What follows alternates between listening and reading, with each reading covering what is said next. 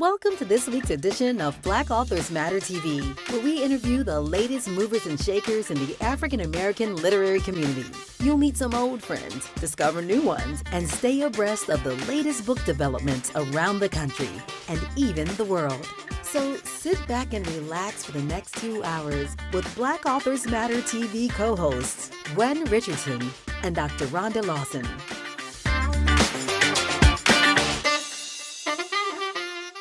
Good evening and welcome to the first episode of Black Authors Matter TV in the month of July. We missed you all last week, but welcome to the show. I'm Gwen Richardson, your host for tonight, along with my co-host, Dr. Rhonda Lawson. Good evening, everyone.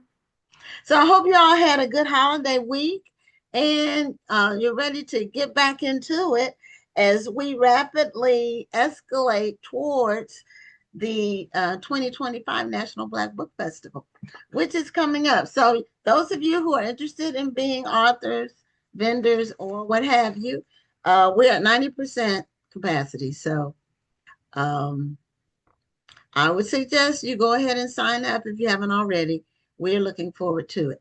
And we have an amazing lineup. Somebody who said they were planning on coming to the National Black Book Festival. I mean, it's just getting bigger and bigger.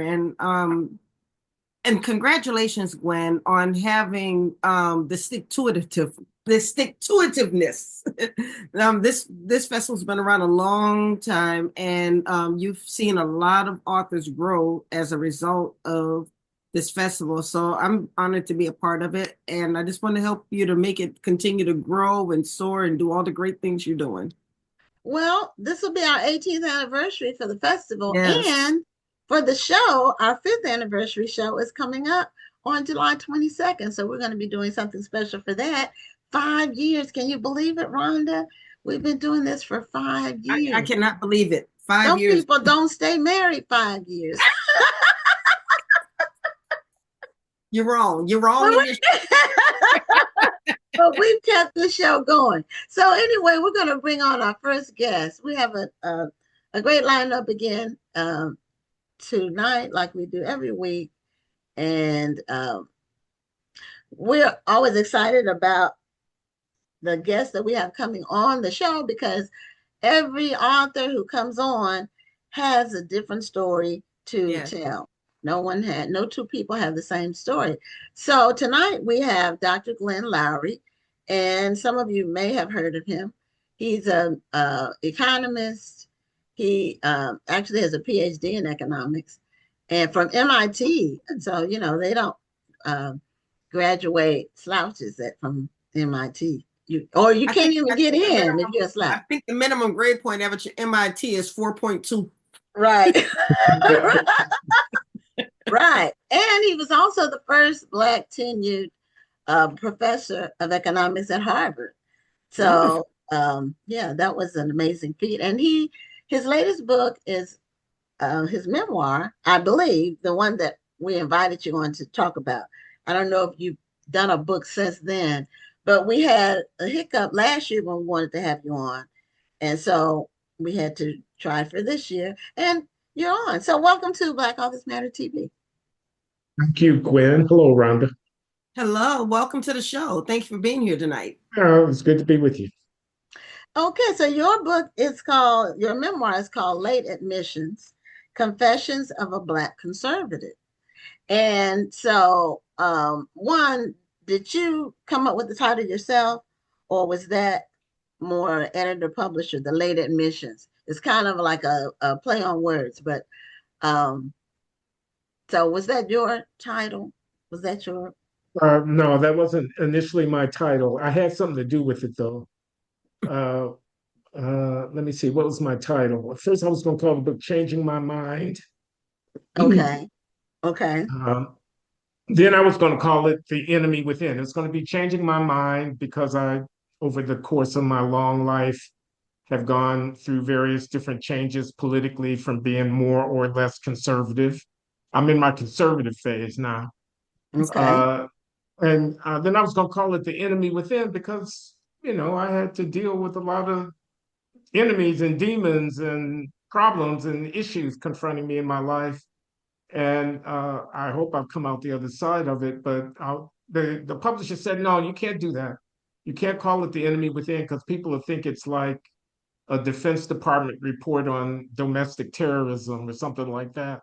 Oh, now It- you know, I was thinking of like an I was exorcist going to type. say, I was thinking something like a demon or something within. I Yes, thought they might think it was something scary. yes. Well, That's what came to my mind first. I have met the enemy and he is me. Okay. That's what Well, I meant. I meant sometimes I'm my own worst enemy and I have to get over that. But in any case, we settled on late admissions because it's kind of a play on words. You know, I'm a right, college professor, early admissions, late admissions, and right.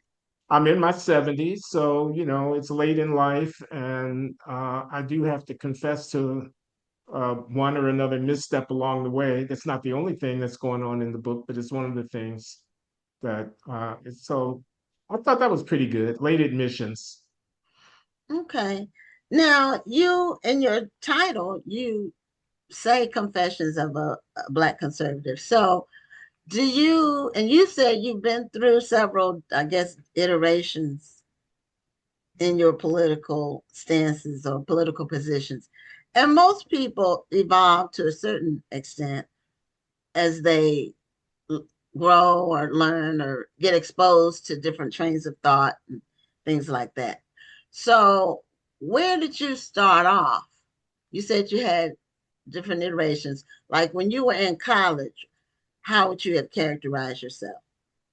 I would have said I was liberal. I would have been voting Democratic. I would have been very enthusiastic about Black Power and whatnot. I would have been against the Vietnam War. I would have thought Richard Nixon's. See, I came up in the 60s and 70s. I would have thought Richard Nixon was, you know, a bad guy. Uh, but I went to graduate school at MIT, became an economist, and developed certain conservative ideas, free market economic type, low taxes, no regulation, little, you know, this kind of ideas that you see in economics, and they appealed to me. And when Ronald Reagan came along, I'm sorry to have to tell you this, I jumped on the bandwagon. I was enthusiastic about the Reagan Revolution. I became a Reagan conservative. In fact, I was going to be nominated to be Undersecretary of the Department of Education in the second Reagan administration, but I had to withdraw because of scandal. I don't know if we're going to talk about that, but scandal. So I was a conservative. But in the 90s and aughts, I moved left. I broke with a lot of my conservative friends, the magazines I used to write for, the people I used to hang out with. I criticized their books, Charles Murray, Dinesh D'Souza. I don't know if these names mean anything to anybody, but these are conservative intellectuals who I was friendly with and then became unfriendly with.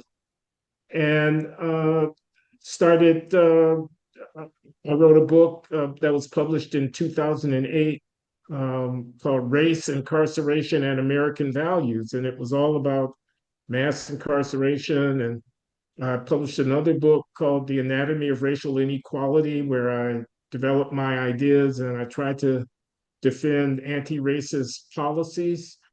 And I became, I'm not going to say a leftist, but I became much more liberal. Um, but I've moved back somewhat. I mean, people can look at my stuff. Um, I'm a fellow at the Hoover Institution at Stanford University, which is a well-known conservative think tank. Uh, and I've been very critical of some of the anti-racist.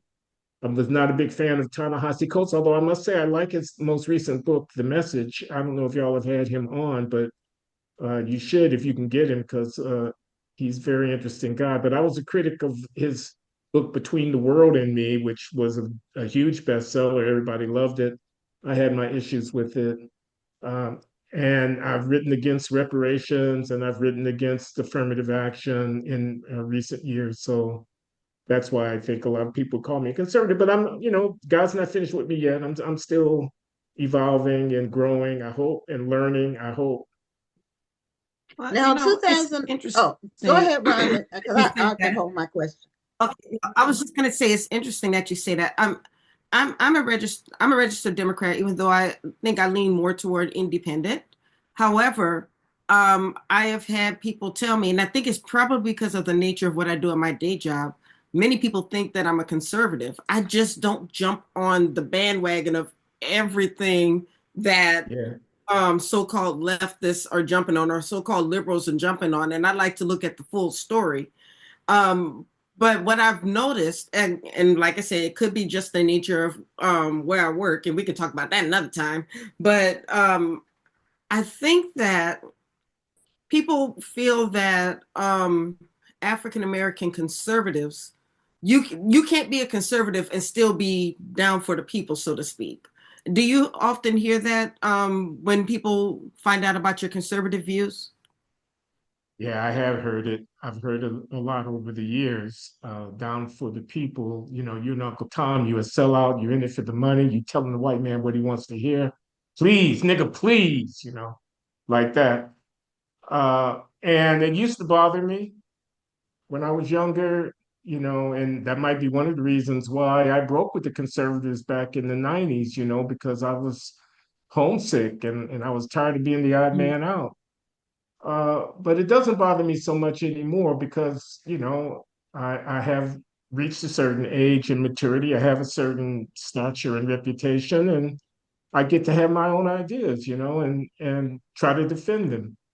And my conservatism isn't all about Republicans and Democrats. Some of it is about, well, I was a born again Christian for a long time in my life, from the late 80s until the early aughts. I've moved away a little bit from my religious uh, faith. You could even say I lost my faith, but I have great respect for people in the church and for their effort to try to live a decent and dignified life, and try to follow the word of the God as best they understand it. I have great respect for that. That makes me somewhat conservative on cultural issues, I think. And also on the racial inequality issues, I'm one of those people who says, yeah, I know that there's racism and discrimination. It's always going to be like that to a certain extent. I'm tired of asking, pardon me, the white man. I'm tired of asking. I'm tired of going around with my hand out.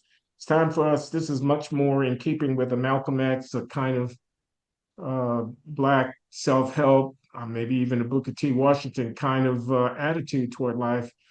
Take care of our kids, build our communities, start our businesses, start our schools if necessary. Let's get busy making lives for ourselves into the future. It's the 21st century. I don't want to look backwards. I want to, the world is fast moving. I want Black people to stand up with our shoulders back and take care of our business. And that makes me conservative in a lot of people's minds. Understood. Yeah. Understood. It sounds like you've really been through a lot of changes in terms of, people use the word, what is the word people use? It's not transformed, but it's just you, it sounds like almost like it's not, it's like a up and then down and up and then down and then up and then down, or left and then right and then left and then right. They probably need to use that uh, with your thought process. And did something happen to trigger these different changes, or was it more of an evolution? I know you mentioned Charles Murray and Dinesh D'Souza.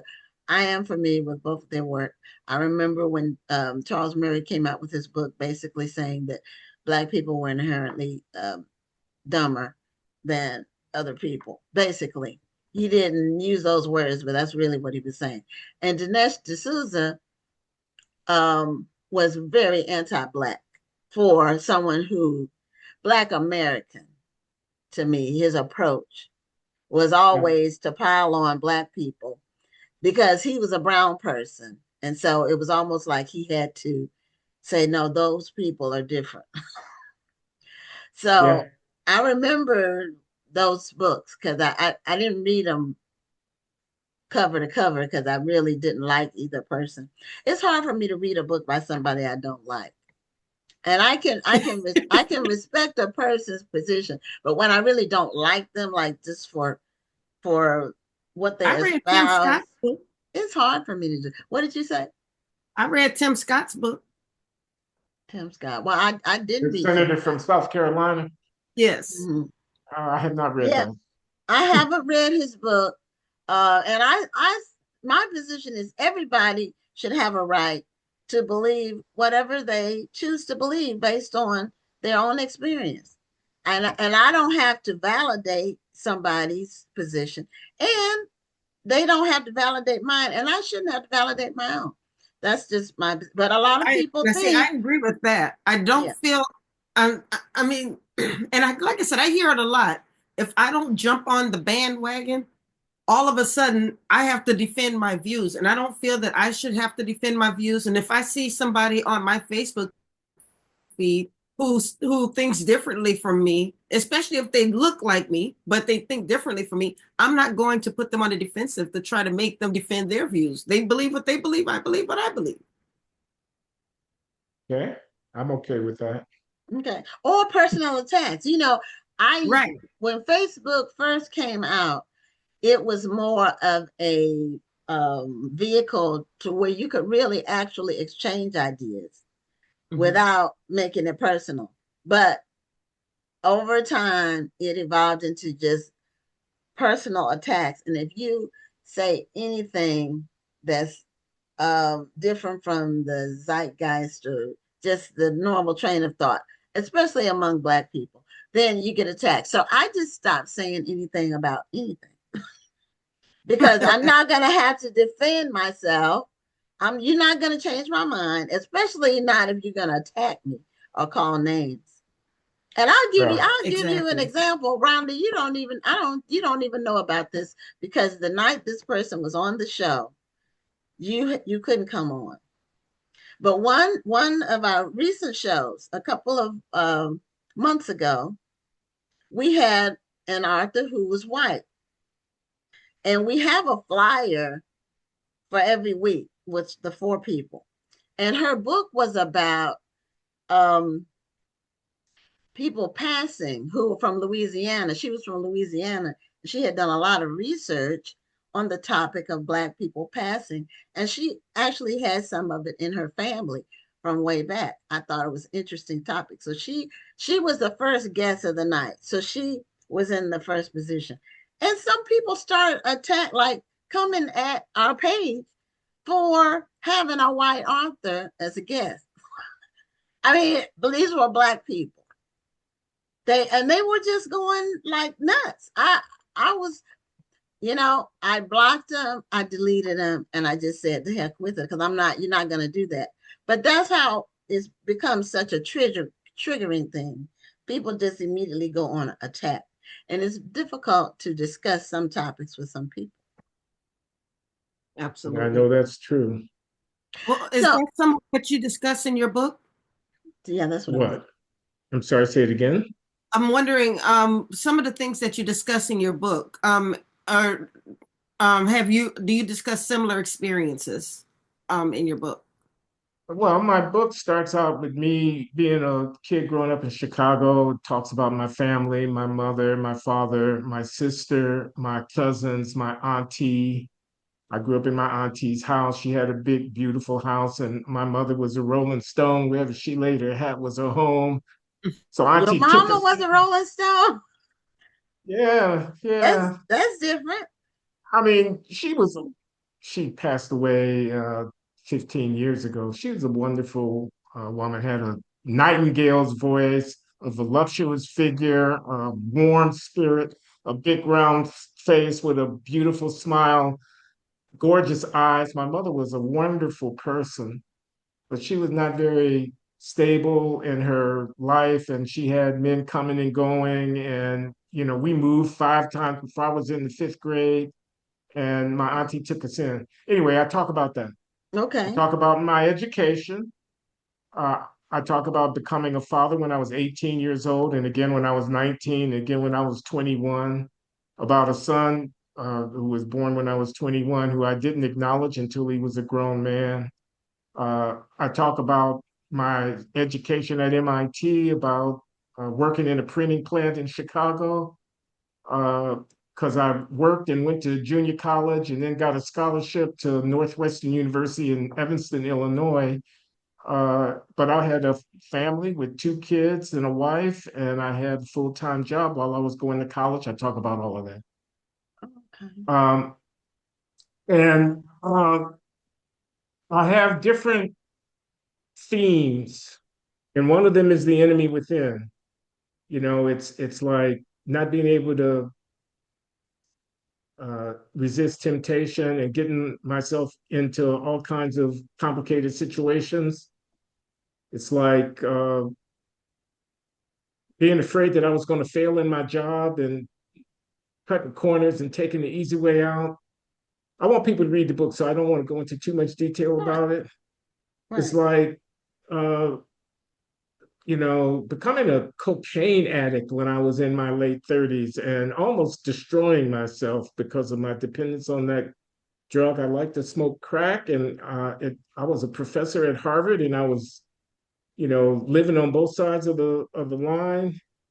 Uh, and I talk about that and a lot of stuff like that. I take people through all of my periods of challenge and growth. I talk about becoming a Christian, the wonderful congregation that my late wife, her name was Linda Loury, Dr. Linda Loury. I met her in graduate school, a Black woman from Baltimore who became a PhD in economics just like me. And I broke up my first marriage. And when it broke up, Linda and I met and we married. We had 2 sons. Talk about the years I spent with her, talk about not being faithful to her and all of the pain and struggle that she had to go through sticking by her man, even though, he was not doing what he was supposed to do. I talk about us growing out of that. So, it's a long story, and I try to tell it in full. Well, you sure have had an interesting life, you know. Um, Thank you. you've had a lot of ups and downs, and the things that you've been through are not things that people typically would associate with someone who says they're conservative or black conservative. So, uh, there's a lot of stereotypes, of course, about people who are black and conservative, and some of them are true, some of them are completely false. So, and I'm not a registered independent because we can't do that in Texas, but I've been independent for at least 20 years because my position is no party owns my vote. And so I vote on issues, and because I've been in business my whole adult life practically, I see things from that perspective. Where Um, are you in Texas, may I ask? Houston. That's my wife's hometown. My second wife, Linda, whom I mentioned, Oh, passed away. And I remarried 7 years ago to a wonderful woman called Lawan Lowry. And she's from the okay. third ward in Houston. And Okay. is, we go back there to visit her family frequently. Oh, okay. Well, I'm not from Houston, but I've been here a long time. I'm actually Mm, from the East Coast, from Newport News, Virginia. And mm. I went to college in Washington at Georgetown. So I ended up here years ago, uh, following a fool. That's how I got here. But anyway, these things happen, but I'm still here. And I met my true husband. I had to get to Houston to meet my true husband because that first one was just a bust. But we live and learn. See, that's like some of the things you went through. I praise God. I never was interested in drugs or anything. I never got hooked on anything. I never, but um, I can be hard headed sometimes, and I can be single-minded sometimes. I'm told that I can be when I get focused on something. I'm good at compartmentalizing, but when I'm focused, I'm in a focus mode, and sometimes I can just block things out. And so we all have things that we've been through. And so now what attracted you to economics? Like, well, You when you know, were deciding what to study, I what was a attracted math major. I was a math major in college, and I love math. I love calculus and you? algebra Okay. and trigonometry and all. I love solving those problems. I was good at it. Okay. And but I was coming along. I graduated college in 1972. Okay, a long time Okay. ago, before you were born, not, Gwen. not before I was born, but thank you. Before I was born. But it was the civil rights movement. It was Black Power. It was the Vietnam. It was riots in the cities. It was, there was a lot of social upheaval. It was liberation movements in Africa and Asia. It was South Africa. It was just a time of political intensity. And I didn't want to go off to a library in a carrel in the corner somewhere solving math problems. I wanted to do something that connected with the real world. And economics offered me the opportunity to keep doing math because economics is very math intensive, but to be relevant to social issues, especially race, racism, discrimination, inequality, and so on. So I chose economics for graduate study after I finished my undergraduate degree in math. Okay. Yeah, I liked I was a business major, and I loved economics, and I liked statistics and probability. Those are some of my favorite things to talk about because they are numbers, but they're relational numbers. Oh, I like that. I agree with that. Yeah, it's in relation, and economics, it's a science, and some people can pervert it sometimes, but uh, so there's some principles that hold true all the time, like supply and demand, Yep. and those. My And, favorite is there's no free lunch. well, yeah, Yeah. no, well, I taught my daughter nothing is free, which is the same Nothing thing. is free. Nothing It's is a free. very deep point. It seems like it's Yeah, a simple point, but it's a very deep point because people it think is. they can make stuff come from nowhere, and nothing comes from nowhere. No, nothing is free. And so when somebody tells you something is free, they're lying to you. Or there's a catch. It's a scam. And when people even things that the government provides that they say are free, they're not free. No, Taxpayers are paying for them. yes, ma'am. The money is That is not falling correct. out of the sky. It's not like growing on trees and you just pick the leaves. No, In the it's not army, free. they say no free chicken. No.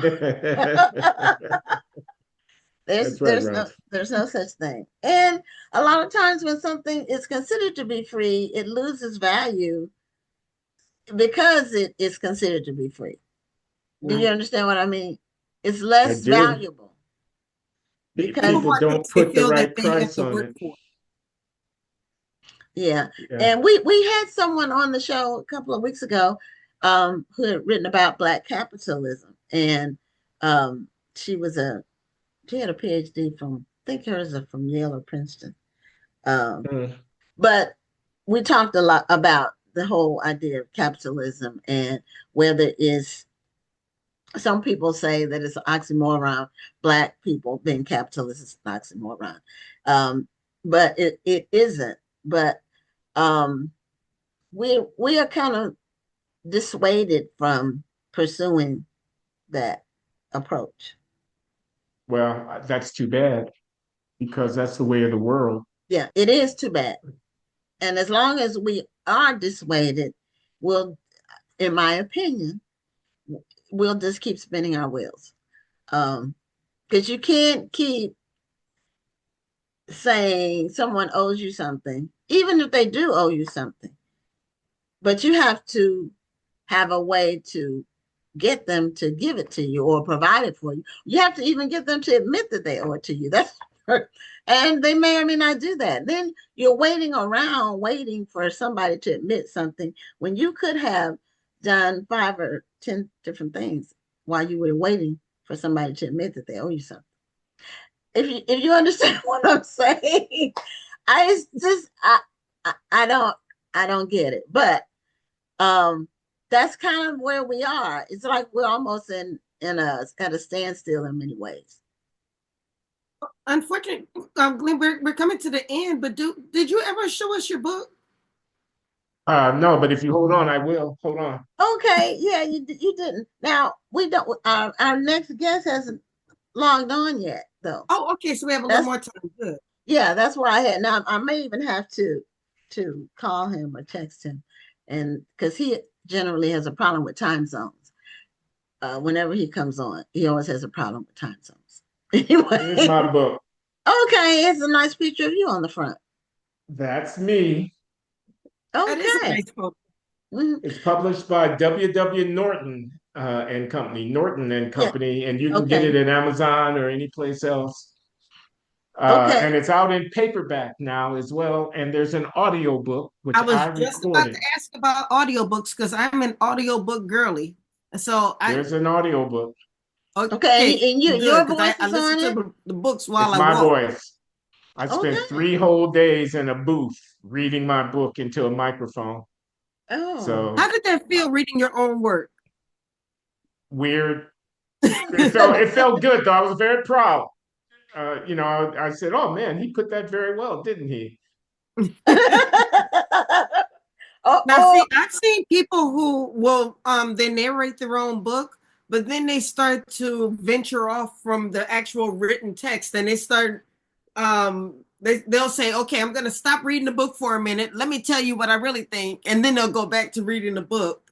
I've seen people do oh, that before. really? I've seen some people. Gary V does it all the time. Okay. Well, no, this was a contract with an audiobook publisher. They had a very strict protocol, and if Good. I deviated from the text, guy in the other side of the booth would stop and back up the tape and ask me to repeat myself. Oh, okay. So it was strict. Now, Yeah, there was no way out. so I want to ask you a little bit about because our next guest is late. If you don't mind going a little bit over on the time. No, I got a little bit of time. I didn't eat dinner yet. It's 8:30 over here on the East Coast, so I hope you don't keep me too late. Yeah, And I'm my on the lovely East too, so I Houston-born understand. wife is waiting for me. Oh, okay. Okay. Um, when you got into teaching economics uh, at the university level, do you teach at the graduate level or undergraduate level or both? Both, Okay. both. So in teaching economics, how do you find the students in terms of their point of view in today's world regarding economics? If you understand what I'm saying. Well, Because I've today's been world at is Brown. different from the 70s or I've been even the here. 80s. Yeah, I was just going to say I've been here at Brown University for a while since 2005, so that's 20 years. Okay. And the students are uh, very ambitious, and a lot of them want to go into finance. They want to go into business. They want to get hired by one of the hedge funds in New York, one of the banks. Okay. Uh, they might consider Chicago or Los Angeles, but it's Ivy League. Everybody thinks they're going to be a millionaire, a billionaire, and it's hard. There are some exceptions to what I'm about to say, but it's hard to get them to take stuff that they don't see an immediate payoff from seriously. Yes. And, Hmm. you know, I have a love of the subject. I mean, I've been an economist since I was in my 20s. That's a half century. There are some classic ideas, books, things that I want people to appreciate for their own sake and not for, how they can make a buck on it. So there's that. The other thing I'll say is people don't know enough math. uh, a lot of my students are relatively illiterate mathematically, and if I now not the graduate students, but then the graduate students are mostly foreign-born students in the places where I've been teaching. They're mostly from Asia, Latin America, Europe. Hmm. Maybe 1 in 5 of our graduate students is an American here at Brown. But the American undergraduate students are relatively illiterate in terms of sophisticated mathematical technique. Not all of them, but many of them. Do you think it's because of AI? I mean, we're No, becoming a little bit more dependent on it. no, I think it's our K through 12 education system and the emphasis that people put on advanced courses in mathematics. I'm not talking about algebra and whatnot. I'm talking about calculus and differential equations and functional analysis and things of this kind. And at the frontier of theoretical and statistical research in economics, you need to know linear algebra. You need to be comfortable with complicated mathematical manipulation. And a lot of our kids just don't have the background for that. Yes, I was going to agree with something, well, Rhonda's point of view, in that perhaps they're depending more on calculators or computers and not their minds as much for math. Yeah, okay. I mean, you can depend on calculators to calculate, but if the argument is not about a numerical calculation, but it's about an abstract principle, the calculator is not going to do you much good. Well, that's true. But I don't think they're teaching mental math like they used to in schools, the K through 12. Yeah. I think that's being lost on younger generations. And so just some for small things, just like, multiplication Well, tables and things like just, that. just to clarify my question, as you know, I'm a believer in AI. I use AI, but also feel that you have to have a base knowledge in order to use AI to its fullest potential. You can't Yeah, just type something into, let's say, Chat GPT and get the answer. You still have to understand. You still have to have a core understanding of how you get to that, and then also AI makes mistakes. You have to have a core knowledge, or else you're going to be taking in wrong information. sure. But so I have nothing against AI. I think that though when you in school, if you're not teaching that base knowledge, and the kids are turning in some AI generated stuff, and you're not teaching them how to get to that. I mean, when I was in school, people thought that computers were going to take away our math knowledge, and they didn't want us to use calculators and computers. We still had to learn the base knowledge when it came to math and formulas and so forth before we could start using the calculator. We could use or we could find the answer, but we still had to show our work.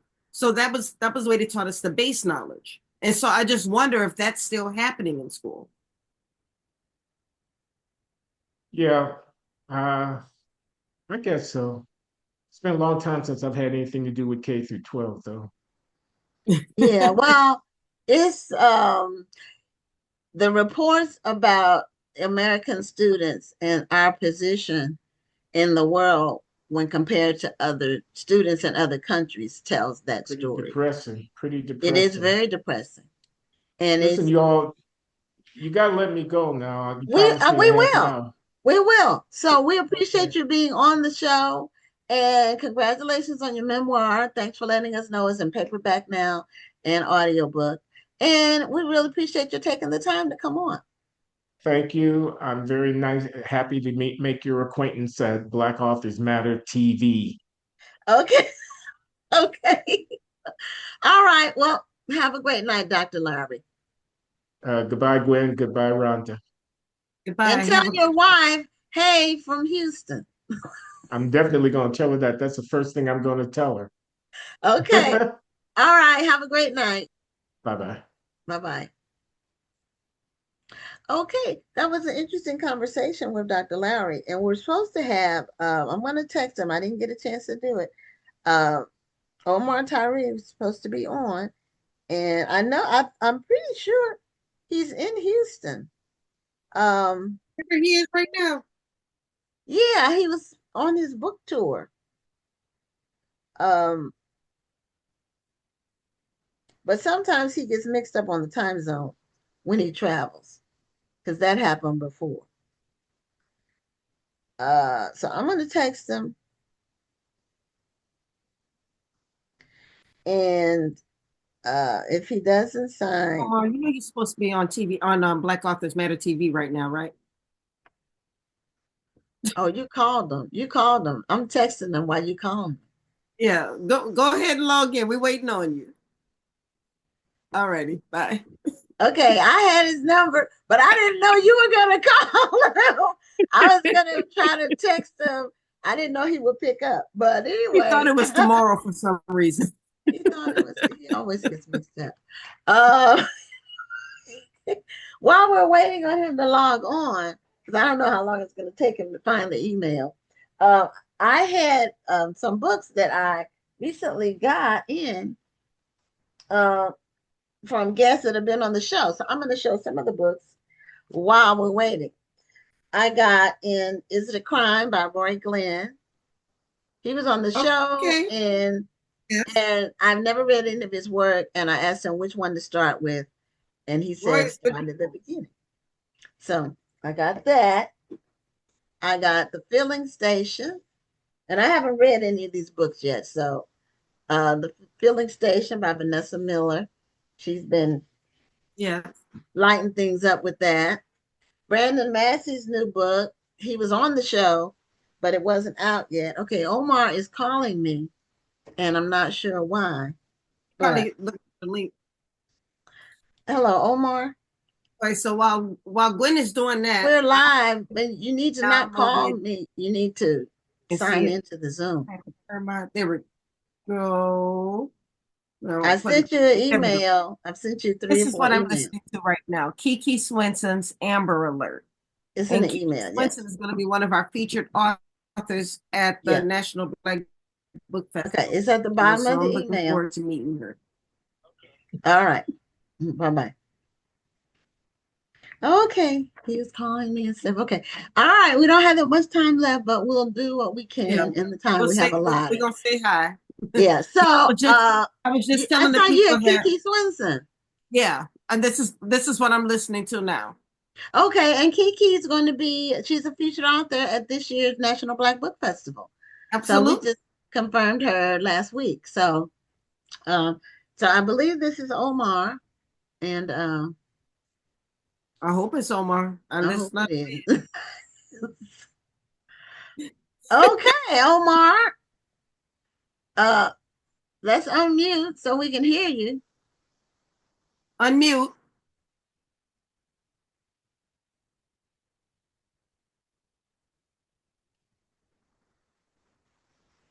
Can you guys hear me? Now we can. Now, where are you? I see. Is that Outback behind you? Yeah, I can hear you. I'm right outside the steakhouse in Houston. Okay, that's what I thought. Is that Outback? Westmeister? Westheimer? Are you on Westheimer? Yeah, Westmeister or whatever that is. No, it's Westheimer. Westheimer. Yeah. Okay. All right. Well, I thought you were going to be in Houston. So didn't you have a book signing sometime? Don't put your ear there, just because all we can see is your ear, Omar. Oh, he's trying to hear us. You can't hear? You don't have your buds? You can put it on speaker. Put it on speaker. I got the library, the Johnson Neighborhood Library, and they only got a 1 hour, 5 to 6. I'm like, I like to talk. You only got an hour, and then they don't let you sell books. So I got to go over to next door to the shack to sell the books over there tomorrow. So that's complicated. But we end up losing our event last year because of the flood. So we had to make up this year. But they got a whole lot of complications with the library now. But that's where you can get, locked in, support, and then people to come in where they can sit down and the whole nine. So I like doing libraries. Okay, put it on speaker, Omar. Okay, hold on. I do Then have you one. Let don't me see it. put it Can I on put it on speaker. Then you speaker? don't have. Yeah, put I it on thought I speaker. have it on speaker. It's already on speaker. Well, then you shouldn't have to put your ear in the camera. He probably can't hear because he's outside. Well, I'm trying to make sure I can hear you because you got a whole bunch. I got a bunch of air out here, so I want to make sure. Oh, So, okay. so I'll just pull the phone to my face when you're talking, and then I'll Okay. talk. All Well, right. Yeah. how is the book tour going, Omar? Well, the tour has been up and down depending on the level of support that each place has. So if they have strong support at the library, it'd be a good event. Like I did a great event in Snellville, they had great support at the library. Last year I had better support at the Newport News Library. Now they went to the Main Street Library, which wasn't in the community. It wasn't as good. So depending on the pull that the organizer has, I had an event in Miami Gardens in Miami. That was an excellent event because the woman had pull with her community. So if you're looking for the author to bring all the people off the name, that's not going to work. But if you have pull in your own community, those are the events that are working. And then, of course, Essence just got people all out in front of you. So I did a great job at Essence, you know what I mean? Because that's just me hustling. But yeah, so now it's about if you have support from your individual community, your book community, then it's a good event. If you don't and you're looking for the author to do it, now the author has to have great social media numbers and all of that. So Yeah. social media has really changed the way people respond to things. Yes, it has for sure. A lot of things now, it's about what they saw on Facebook or Instagram, and that's how people hear about things now. Yeah, And the yeah. author needs to have to let his audience or her audience know, their followers know where they're going to be, their schedule, and that's how people are doing events now. They're spreading the word via social media. Well, I don't think that's good because now, you can't get the whole community to understand it. It's what they call that cliques of people. So now we're in a cliquish society where depending on your clique, whether you got the social media people or not, where we used to be able to get radio across all of Houston, television across all of Houston, a newspaper article across all of Houston. Now when you're doing social media, you're only getting the people that the social media is following for that particular influencer or that particular organization or venue. So it's not going to be the same the way it used to be. Well, that is true to a certain extent, but social media gives you the opportunity to share, and each individual then has the chance to share it with their people. So it goes viral that way. And this is the new way things are. It's not going to go Well, back to the way it was. if I may add, I've always been a believer that social media needs to be a part of your promotional campaign, but it cannot be your Yeah, only 100%. Mm-hmm. promotional campaign because everybody's not on social media. So you're going to miss a lot of readers if you're only depending on Facebook ads or depending on somebody to share your post. So if you're trying to reach people of a certain demographic, you have to know who your audience is. Maybe your audience isn't on social media. So how do you reach them? Do you go to Yeah. libraries like Omar is doing? Or are you going to the beauty shops because maybe your target audience is getting their hair done on Saturdays? But Well, see that, but that's the thing though, Ron. When you talk about a target audience, I've never liked that target audience situation because you don't know who's going to read your book. You don't care. You just want readers. So when you start targeting an audience, then it's like, okay, who am I writing this for? Who is it? I don't really write that way. I'm trying to write to capture everybody. You know, it's not going to capture everybody. But when you start breaking it down like that, are you really trying to capture as many people as possible when you say a target audience? So I mean, well, I've never liked that target audience well, thing. I get it, but if you think about, for instance, there is a huge contingent of African American women who have been buying your books for years. So if you know that is your core support, why not write to them? But here's the deal though. If I'm trying to go after younger girls to read Fly Girl, which is a younger book, my audience already read it. So now I'm going to do a tour where I'm just celebrating, or am I trying to go after the new young people who need to read it and understand the same story? So now if I'm going after my same audience, they read it already. You know what I mean? So you try to go after a new audience where you galvanize new people. You know, so it's not as easy as you just going at the same. I would be bored with that, going after the same audience, same. That means I'm doing the same writing, the same book, the same. I would never do that. And so I'm always in an awkward space with that because I don't want the same audience if I'm not writing the same book.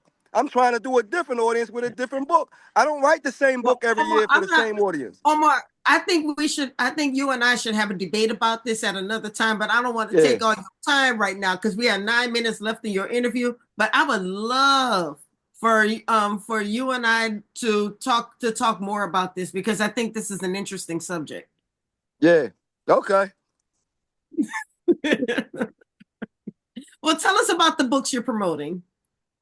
Well, we talking about Fly Girl again. It's Fly Girl's back out, and then we got the sequel for The Love of Money, and we got the trilogy Boss Lady. So I call it the elevation and the evolution of the American black woman because I took a girl from age 6 to about 37. And she was the same aggressive character, and she did a lot of aggressive things with her feminism. And then at the end of her story in Boss Lady, she's unmarried with no kids because no dude qualifies for her now. And what I'm hearing in real life, a lot of young women, they want everything they want, and they're saying that I can do better than the guys that are chasing me now. And so that's very dangerous for young black men. And this is real life. This is not book talk.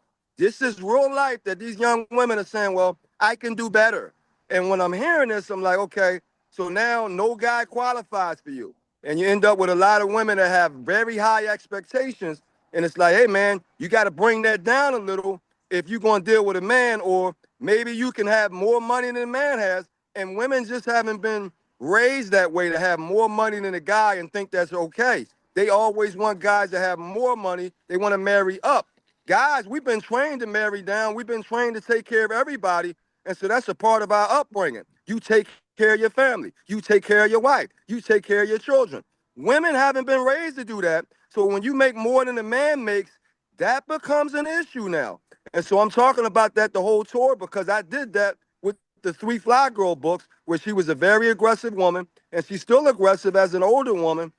And now I see a whole lot of women that represent that in real life right now. So this is outside the books. I always write about real issues anyway. So that's what these 3 books represent. And then last year again, we had Control. Everybody wants control. That's the other book I have. And then I love black women, so I got a poetry book for the love of black women. And I'm on tour with all 5 books. Okay, I have a question. Omar, when you first did Fly Girl, I think is it the 30th anniversary of Fly Girl? Is it the 30th anniversary of Fly Girl? 32nd. It came out in 93, but the publisher, they should have did this 2 years ago, but now they're trying to make me say 30th. No, it's 32. It came out in 1993. But 30 sounds sexier, right, than 32. But the reality is, it's 32 years old. Okay, so my question to you is this. When you first wrote Fly Girl, that means you were 32 years younger than you are now. So how do you see your perspective having changed, even though it's the same story, but you're 30 years older? How do you make that? How do you mesh that? Because you're not the same person you were when you first wrote the book. Well, I'll tell you an interesting story. I had a sister that hit me early this year. She's like 34 now. And she said she read it at like 15, 16. And then she tried to read it again at 34. And she stopped at some of the passages where she was reading about the sexuality of 14-year-old girl with right breasts and all that kind of stuff. Now, I was 19 when I wrote the book, but now I'm 56.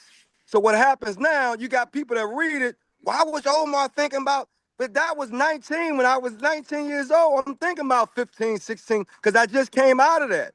But at 56, I'm way separated from the book. So it's funny how people look at you now and say, you shouldn't have been writing this. I was 19 when I wrote Fly Girl. Yeah, Okay, so so I now had it's kind of teenage like stuff on my mind. you're Go ahead. you're a middle-aged man writing about a girl who's 13 years old. That could be kind of odd to talk about, huh? Yeah, now as a guy, right? So now they're looking at you like you a pedophile or something like. I'm like, yo, dude, I was 19. We can talk about other teenagers at 19. So that's the funny thing about writing so young. I was so young putting it together, and when you're young, you're more honest. When you get older, you start holding things out of the book. I don't want to say that. That's too mature. I don't want to do that. That's what you do when you get older. When I was young, I was honest, and that's why the girls loved it. It was honesty. And that's what you have to do in the best art. You got to be honest. Now, when you Well, get older and write, you can still be honest. You just put your words in somebody else's mouth and right. your characters. You can be No, they'll completely call you, honest. they'll start jumping all over you, boy. You start writing about sexuality as an older man. You can do that as a woman. They killing the man right now. Pedophile, detective, they coming after men all day long right now. You can't go after no young women. Can't write about them. Can't think about them. Can't talk about them. Can't show up with them. Nothing. I was going to ask you that the conversation you were talking about men and women, that got you into a little trouble a couple months ago. How has the conversation been now that you're meeting, you're away from social media and you're actually meeting the readers face to face? Have the conversations still been the same? This battle, so to speak, between men and women and the boss lady. Mature women have never had a problem with what I said the first time. But when you're on social media, they got this clique thing, they got this group thing. So they like to do that in a group, in a clique, younger women trying to find something to beef at. But on tour, all the grown women, they understand it. They're like, yeah, Omar, I picked my career over the goo. Yeah, Omar, I went through this. Yeah, Omar. So they understand. They grown women that went through it. Like, yeah, I wanted more out of this. I wanted less out of that. I didn't like this man. And then I'm breaking down 3 levels of energy for men, 4 types of men. So I got a lot more details on tour. This ain't me on a podcast. Now I can break things down, and they've been loving it. We've been having great conversations. And Miami, we had a great conversation. And Atlanta, we had a great conversation. What's that? What's that name of that? Newport News, we had a great conversation in DC. So I'm having great conversations. You got to understand social Oh media yeah, now I is forgot like you this. snuck into DC and didn't tell me. I forgot That you snuck into DC and didn't tell me. I was in Baltimore. I can't even promote stuff. Everybody knew I was in Baltimore. If you check my apps, you check all my social media, I talked about every city I'm in. So you didn't check the social media. I Oh, so I gotta probably check tagged you social media. too. I thought we were better than that. I thought we were Yeah, I cool. thought social media wasn't where you're supposed to get your information. It's And either Rhonda it's a didn't get it. place I or it's got it all not. over social media. If it weren't for social And media, the Rhonda show missed it. wouldn't exist. I had at least 3 pieces on Baltimore before I got there. When I was in, but I spent like 2 days in Baltimore, so that means I had to mark it before I got there. 2 days. That means 3 days you missed it. Well, that was Baltimore. I live in the DC Yeah, area. they really are separate. They're kind of close together, but they really are separate. Uh, you said something about Newport News. Are you from Virginia? No, I'm from Philadelphia. I'm from Oh, that's Philadelphia. right. You are from Philly. Yeah, but Yeah, I okay. actually I Okay. started my book career in Newport News. Though they had a guy Khalif Khalifa, and he had Your Black Books Guide, a distributor, and Shahrazad Ali. She was Oh distributed yeah, I out of remember there, and he had a whole Shahrazad. bunch of people. Yeah, when we had the store, we used to sell her books. But I'm from Newport News. That's why I asked you. Yeah, I started in that area promoting and putting books out, distributing, but I'm from Philadelphia. Okay. Okay. Yeah. Yeah. So, where are you going next, Omar? Where you headed? I got Dallas, Texas, then I got Oklahoma City, Then I got Memphis. Then I got St. Louis. Then I got Chicago. Then I got Indiana. Then I got Southfield, Michigan. Then I got Cleveland. Then I got Columbus. Then I go back home to wash my clothes and regroup. Then I fly out to Oakland on the 24th. Then I got Oakland. Then I drive down to Los Angeles. Then I got Phoenix. And that's the end of the tour on the West Coast. Nice. Oh, well, Oakland is a good spot too. A lot of readers in Oakland. Yeah, Phoenix is going to be a good one. The Phoenix, they doing a whole lot of work. We got 2 days in Phoenix, the 29th of July and the 30th. And then after that, all of August, I'm going to be looking for other standalone events to do all over the country and just keep working it. okay. Now you are in our final 1 minute that we have left. You're doing something with film or music, or you have an entertainment arm that you're working with. Yeah, I've always dealt with music. Jill Scott was in the poetry clubs in the 90s when I was in the same poetry clubs in Philadelphia. So we've always dabbled with music. And of course, I want to get in film. But those entities cost a lot more money to market. So I'm trying to figure that out. Of course, with music, I'm just doing soundtracks from other young people that's connected to, the projects that I'm working on. And then film, definitely I'm writing film. I'm going to have to produce, direct, cast, all of that, because you have to have your own money to do it the way you want to do it. Otherwise, it may never get done.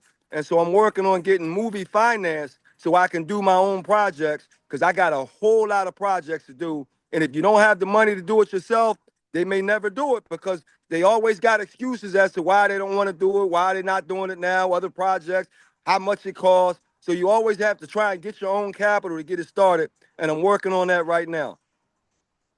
Okay, well, good luck on the rest of your tour. It sounds like you're going lots and lots of places, and I hope you have good audiences and good turnouts at every location. Yeah, I got a whole lot of energy, old school, to keep doing this, but this might be the last time I do this in this way, because I got to have bigger muscle with marketing, got to have bigger representation, and got to have more people know about what you're doing. And so, yeah, this is the last time where I'm doing it, what they call it, guerrilla style, guerrilla marketing. Yeah. After this, I got to get bigger capital. I got to get bigger. There's no way around it. Otherwise, the bigger ideas that I have, they're going to fall on deaf ears. So you got to get a bigger net to get bigger people. As they say with the Jaws thing, time to get a bigger boat. So I definitely need a bigger boat for what I'm doing. Okay, well, take care. Good to see you again, and all the Thank best you, guys. on the I'm rest going of here your and tour. finish off this Outback Steakhouse in Houston, Texas. Okay. I see y'all tomorrow at the library. That's the Johnson's Library neighborhood, 5 to Okay. 6. Okay. Have a great All right. night. Thank you, guys. Okay, well, that's the incomparable Omar Tyree. He's one of a kind. Great way to put it. Yeah. Okay, so our next guest is a best-selling romance author, and her name is Natasha Bishop, and she is joining us from Maryland, your neck of the woods, I believe, Rhonda. But Natasha, welcome to Black Authors Matter TV. Hey, thanks for having me. Thank you for being here. So you're in Joppa, Maryland? Yeah, I just moved here. I'm from Baltimore, but just moved to Joppa last year. So yeah. Okay, so I don't know how close you are to Accokeek. That's where Rhonda is, but you're all in a similar neck of the woods. What was the area again? I missed it. Accokeek. It's right outside of Waldorf. Okay. I have some family in Waldorf. Oh, okay. Yeah, Maryland's Well, not yeah. that, Well, we need that to big. meet up and meet. We're right by each other. Okay, period. We need to. Yeah, now Yes. you are a romance author. So this is something romance authors write a lot of books. They tend to write a book every month or every other month. I A wish. lot of them do. A lot of them do. I wish I could write that fast. I really do. So how many books do you have under your So belt? yeah, so I have four out right now. Okay. The fifth one is almost done. We're in the editing process right now. Nice. But yeah, I'm a hybrid author, so I started self-published, Okay. published all four of my books myself, and then Only for the Week, my latest book was picked up traditionally and republished. So now the Oh, first two books of that series will be with Zando slash Slow Burn. okay. Yeah. Only Yeah. for the week. That cover is making its rounds. Mm. That book has had a few covers, but Oh, okay. it's making its rounds. Yeah, I love how that cover came out. Yeah. And so what do you like? What's your lane? Do you have a particular theme that you like to write about? Or do you have, what are your romance tropes that you use Yeah, for your books? I I don't have a specific trope that I particularly like. I like to expand. I'm more like a character person. It's all about the characters in the book and what their story is. I don't come up with tropes ahead of time. But one thing that you're always going to find in my books is found family, that idea of like your chosen family that you want to be a part of your life that may not be the ones that you were born with. I think that's a big part of my personal life, so I always include it in my books. Okay. Do you have a copy of Only for the Week handy? I do. One second. Okay, because I want people to, because I know a lot of the audience has seen this book cover online because it's really made its rounds.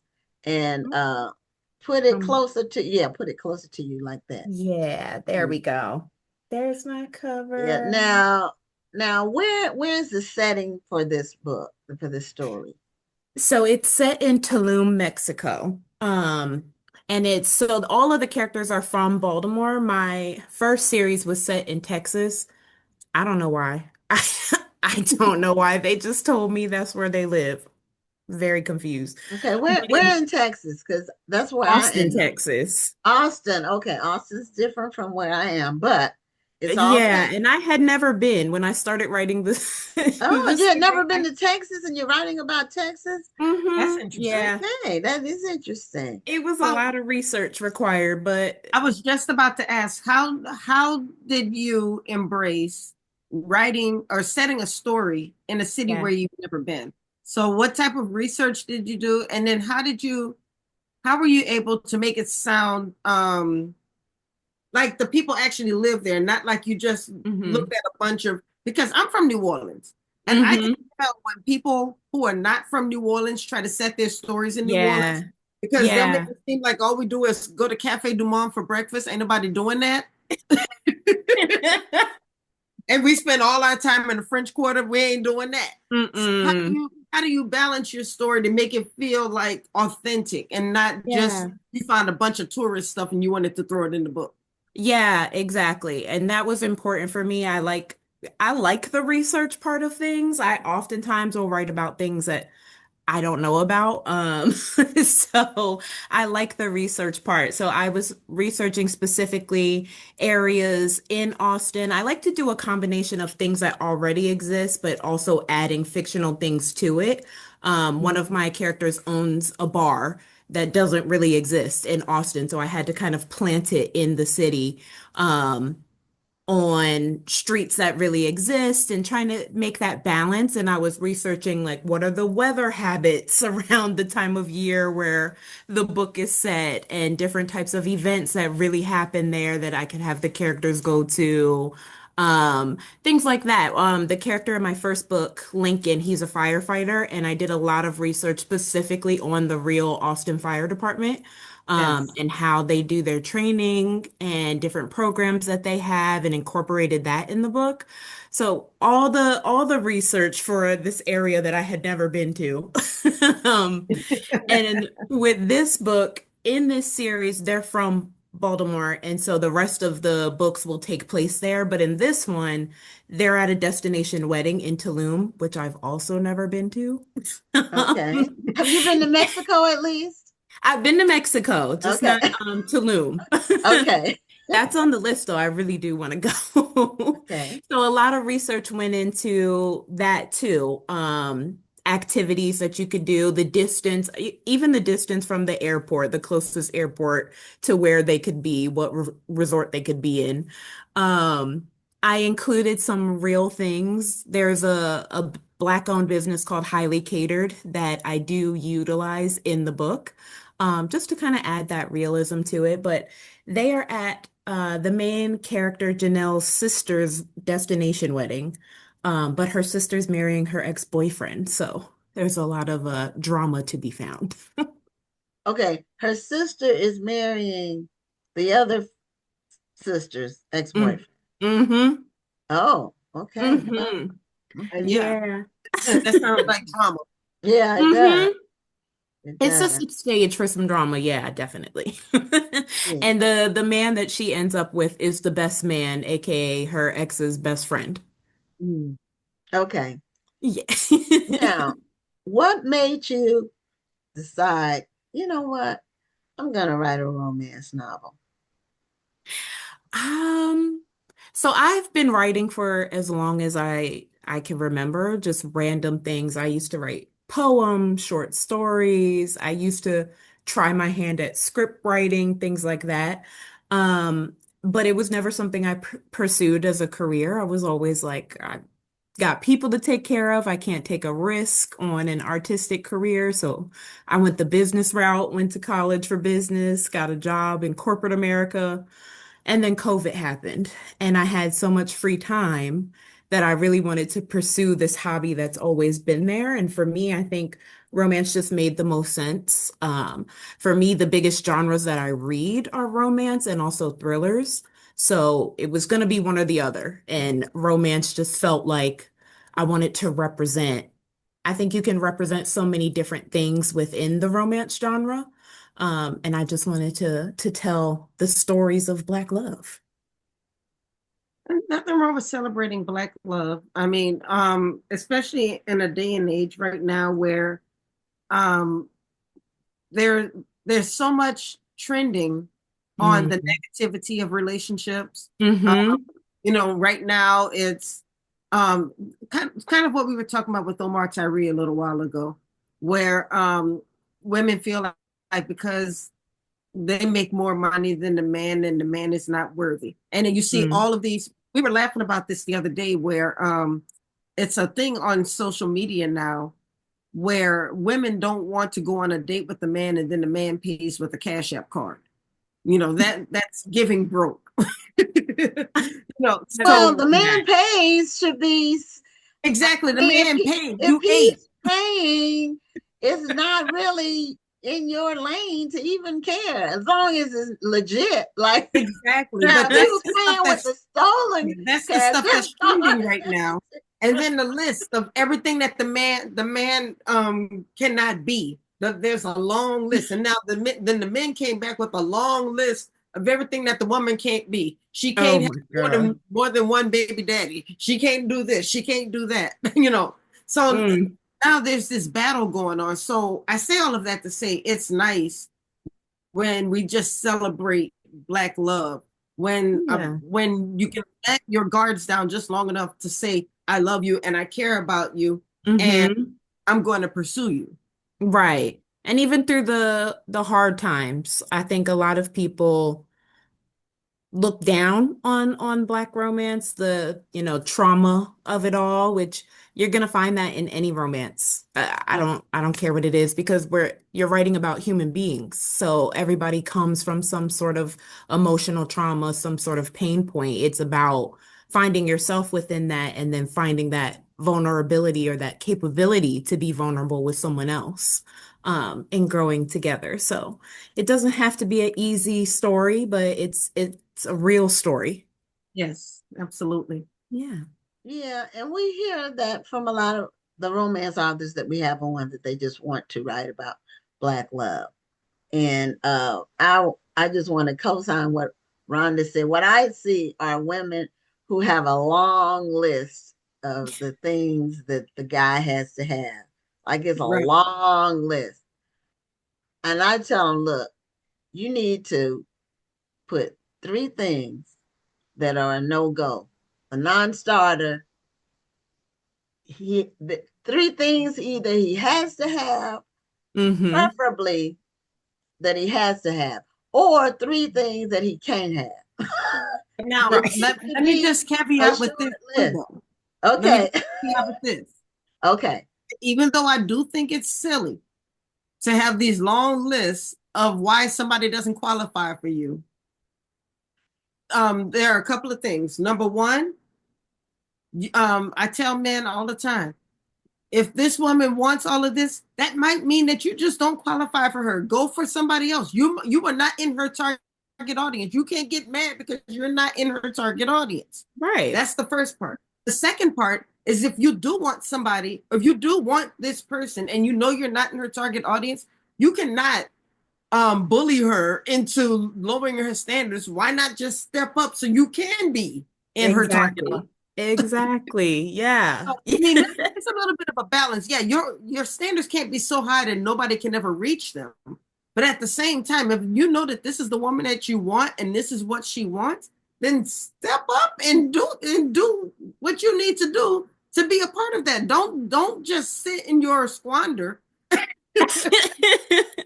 then get mad because she doesn't want to come down to the squander too. Exactly. Okay, I have a different point of view on it. But anyway, I think, okay, some of the things are like, if the list is too long of specific things. Yeah, I agree. Okay, from the female point of view, I'm telling you, you're not going to find this person. They're not human. This is not, he's not a machine. When you got 20 things, the likelihood, and I told you, one of my favorite courses is statistics and probability. The likelihood of any person, well, one, that somebody would have all 20. 2, that you ain't nobody gonna have all 20. 2, that you would meet them. It's not gonna happen. I think it's okay to have the list. I think you just need to know what you're willing to compromise on and what you're not. Yeah. And I think on the other side of that, like you gotta compromise on something. Yeah, right. everybody. Yeah, you need to know what you're about willing give to and take. compromise on and what you're not, and stand 10 toes down on that. And on the other side, if you can't meet what's being requested, don't waste their time. Get out of here. Go Well, find and here's the somebody other thing. The in woman your should league. not give the man the list. The list is for her, not for him. He has to already be those things. And giving him a list of things that he's not is not a way to establish a relationship. I absolutely agree with you. I'm not saying that the man needs to look at the list and say, okay, I'm going to do this, this, and this. Right. But what I'm saying is, if you know that you're not making any money, don't go looking for the woman who wants a man that makes $100,000, $200,000 a year. Exactly. That's just a bump. You're not in that tax I'm not bracket. talking about a bump. A person who or what is now known as a hobosexual. So if y'all don't know what that is, go look it up on TikTok or look it up when we get off of this show. There is a thing. But I think you don't even have to show the man the list. I think the man who wants to don't show the man the list. Don't show the man the list. So that's one thing. Exactly. You were saying he didn't qualify. He looked at it and he saw he wasn't those things. He should never even know about your list. I think he'll be able to figure it out by that's if he's for you to pursuing weed you, people he's going to out. be able to know who you are and what you want. And if you can provide those things, great. But if you can't provide those things, don't waste our time. Natasha, you need to write a story about that. Write a little romance true. about that would be a good book. And I don't write romance, but I might do something on this. About a hobosexual? No, but go the homosexual who stepped up. Yes, you all go on YouTube or I know it's on Facebook, Instagram, on TikTok. Go on there, type it in. You'll see the videos. These are men who are telling other men how to be basically bums Oh my with gosh. and live on a Mm-mm. woman. Live on a woman. That's a thing now. Oh. Men, some low down trifling men are looking for women they can live off of. Hmm. It's horrible, and shame on them. But women need to be discerning, and but I believe in. And I don't know. I know people are meeting online now, so it's different. Hmm. But there's no substitute for meeting a person and getting a vibe or love connection or feeling about the person. I don't think the online can substitute for that. Well, I Natasha, don't know because oh, go people ahead. fool you in real life. You can They meet a do, but serial they killer can in the lie a grocery lot store. more easily This is true. online. They can lie a lot. They can't lie about their height and their looks when you meet them. And then when you see them face to face, they're like a troll. So you need So funny. I'm just saying there's no substitute for Natasha, the face to Tony face. Bonita, we Anyway, did get a comment that Tony Bonita said that she enjoyed only for 1 week, or excuse Oh, me, only thank for the you. week. So yeah, can it's you tell really us? selling. I love to play on words, by the way. I mean, because Yeah. when you first said it, I was thinking WEAK, but it's Oh, WEEK. So can you tell us about that story? yes. Okay. So the whole book takes place over 2 weeks' time. They're at this destination wedding. Okay. The wedding's going to be one particular week, but the week before the wedding party, the bridal party is going to be there. They're supposed to be relaxing before all the wedding festivities come. The families swarm in just to relax and be together. But Janelle, that's the main female character. Her sister is being a bridezilla, which is crazy considering she's marrying Janelle's ex, and treating Janelle so horribly. And Rome, the best man, who's always had a thing for Janelle, but he distanced himself because that was his boy's girl. But now, his boy is marrying the girl he wants sister. So he's like, all bets are off.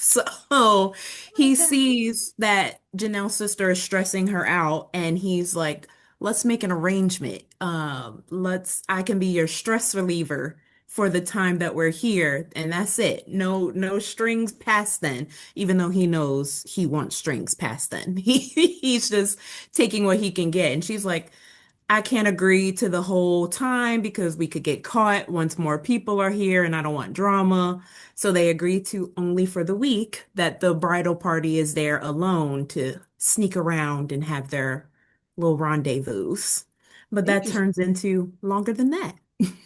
Oh, Interesting, okay. yeah, because you can't have no strings attached. Fun.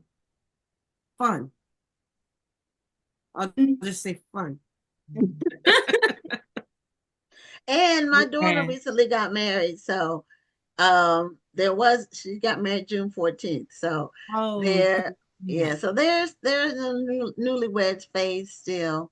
And oh, I he's a hope very y'all nice didn't young have man. drama like this book. Well, we didn't have drama. No, no. The drama that they had was some people didn't. They had a big wedding party, but Mm, not everyone adhered to what they originally had talked about when they mm, were planning. So mm. that created a little stress, but Yeah. not with the couple. Good. As long Not as with they're the couple. good. Everything went, and it was really, really nice and beautiful. Oh, And good. yeah, I posted some pictures of and so now I've seen I became aware of you in your book by seeing this cover everywhere. And then you were also at the Black Romance Book Fest, I believe. Were you there? Yeah, Okay. I So was there. It yeah. was a So time. yeah, it's that whole romance, um, the fan base for romance, for Mm-hmm. Black romance, is Yes. very committed. It's very loyal, Yes. and it's large. It's very large. It doesn't get a lot of credit, at least Mhm. outside of the community. It doesn't get Right. a lot of credit. If you Mhm. ask people outside of the community, they're like, Black books don't sell, Black readers don't support their authors. You look at events like Black Romance Book Fest and you know that that's not true. They show up and they show out every time. Mhm. Um, and they support, I mean, people were standing in line for hours for the authors that they wanted to see. They were swiping those cards without looking at prices. They were there to truly support and love on the authors and each other. So the community So is they were there for a specific reason. They wanted to meet those authors, and that's a great thing. yeah, exactly. And they wanted to see those authors speak. They had panels there and everything. They just wanted to engulf themselves in the community that we've built online with each other. So it was really nice to see. It was their first event and I it's gonna be even bigger next year, I'm sure, but it was incredible. Nice, Mhm. nice. Yeah, Yeah. it was they had a good social media marketing. And where Yeah, was they did a it? great job. It was in It was in Atlanta. Atlanta. Oh, okay. Yeah, that's where it's going to be next And year. we're heading to Atlanta at the beginning of next month. Yeah, we're Ooh. going to the National Book Club Conference, Rhonda and I. Oh, okay. Mhm. Very Yeah, nice. and Rhonda, we Actually, I'm might gonna be try to at get the. there a couple days early because I want to go to Kenya Moore's hair spa. Oh, okay. I'll be there the Thursday. You gonna get But Gone with the Wind, fabulous? Yeah. Yes. I want to be the moment too.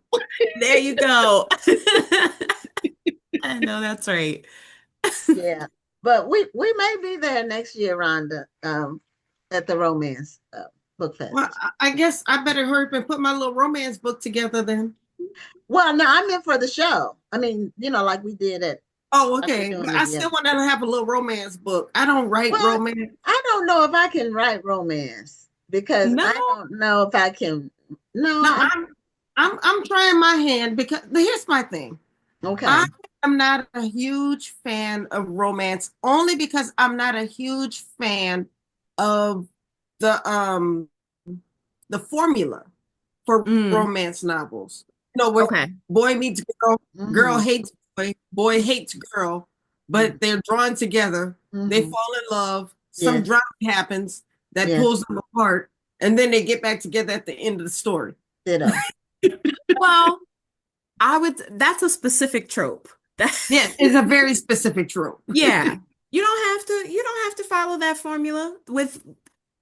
I say with romance, the only thing that we guarantee our readers is a happily ever after.